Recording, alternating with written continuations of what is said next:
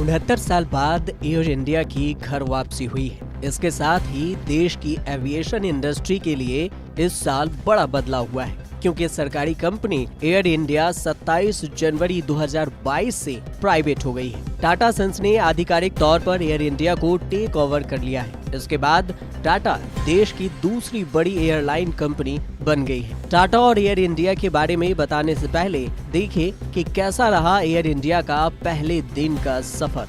Air India के पास घरेलू और अंतर्राष्ट्रीय रूट्स पर कई महत्वपूर्ण उड़ानें हैं। ऐसे में कहा जा सकता है कि मैनेजमेंट के साथ डोमेस्टिक और इंटरनेशनल ट्रैवल करने वाले यात्रियों को बेहतर सुविधाएं मिल सकती हैं। एयर इंडिया की सबसे बड़ी खासियत है कि यह अभी भी 5 स्टार होटल से ही खाना मंगाती है। अब जबकि सभी विमानन कंपनियां केवल पानी फ्री में देती है, एयर इंडिया अभी भी खाना और नाश्ता फ्री में देती है। इसी के साथ टाटा ग्रुप इसे पूरी तरह से बदलाव पर काम करेगा। टाटा ग्रुप ने कहा कि शुरू में 5 फ्लाइट्स में फ्री में खाना उपलब्ध कराएगी। जिन फ्लाइट्स में फ्री खाना मिलेगा उनमें मुंबई दिल्ली की 2 फ्लाइट्स AI 864 और AI 687, AI 945 मुंबई से अबू धाबी और AI 639 मुंबई से बेंगलुरु शामिल है। इसके अलावा मुंबई न्यूयॉर्क रूट पर चलने वाली फ्लाइट्स में भी फ्री में खाना मिलेगा। बाद में खाने को चरणबद्ध तरीके से बढ़ाया जाएगा।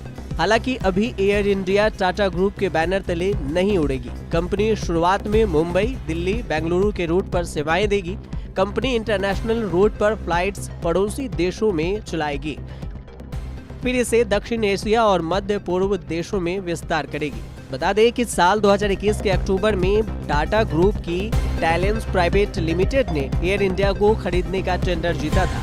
टैलेंस ही टाटा के एयरलाइंस बिजनेस को चलाएगी। इसके तहत 18,000 करोड़ रुपए की बोली लगाई गई थी। एयर इंडिया एक्सप्रेस के साथ सेट्स में भी टाटा ग्रुप की 50% हिस्सेदारी है। Air India sets ground handling का काम करती है। एयर इंडिया के इतिहास की बात करें तो इसकी शुरुआत अप्रैल 1932 में हुई थी। इसकी स्थापना उद्योगपति JRD टाटा ने की थी।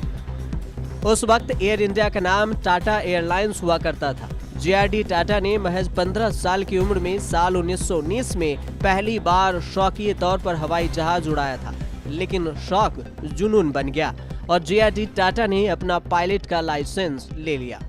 1954 में जब इसका राष्ट्रीयकरण हुआ, इसके बाद सरकार ने 2 कंपनियां बनाई, इंडियन एयरलाइंस घरेलू सेवा के लिए और एयर इंडिया विदेशी रूट के लिए तय की गई। साल 2000 तक यह कंपनी मुनाफे में रही। पहली बार 2001 में इसे 57 करोड़ रुपए का घाटा हुआ। साल 2007 में एयर इंडिया को इंडियन एयरलाइंस के साथ मिला दिया गया। उस समय दोनों का घाटा 771 करोड़ रुपए था।